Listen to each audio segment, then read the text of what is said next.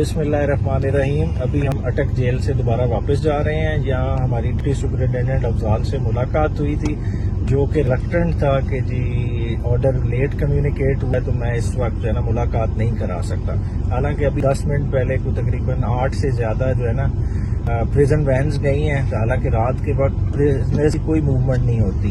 ये जो कल जेल के अंदर नारेबाजी हुई थी, वो वाले कैदी इन्होंने मुख्तलिफ जेलों में की है, उनके लिए कोई रिस्ट्रिक्शन नहीं। हमारे पास हाई कोर्ट का ऑर्डर मौजूद था।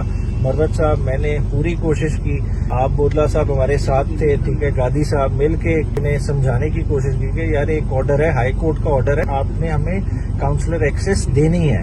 और हमारी कल अपील लगी हुई है, हमने कुछ इंस्ट्रक्शंस देनी है, मगर बेचारे बेबस नजर आए। तो चले, हमने भी कहा ठीक है, हम कल अदालत को बता लेंगे क्योंकि ये रेड पिटिशन लगी हुई है। ओवर टू मरवत साहब। जी, बिस्मिल्लाहिर्रहमानिर्रहीम। हम आए और काफी देर हमने तकरीबन घंटे इंतजार किया और इन्होंने इंतजार हमें कराया इस उम्मीद पे कि खान साहब से मुलाकात हमें देंगे। तकरीबन अभी उन्होंने हमें इतला की है कि सॉरी, हम आपकी मुलाकात नहीं करा सकते हैं। तो ये बात हमें 2 घंटे कबल बता देते, हमारा वक्त तो जो है बच जाता।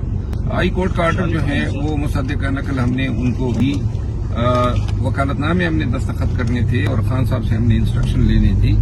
लेकिन एनी हाउ जिस तरह बैरिस्टर साहब ने बताया कि ये मजबूरी होगी।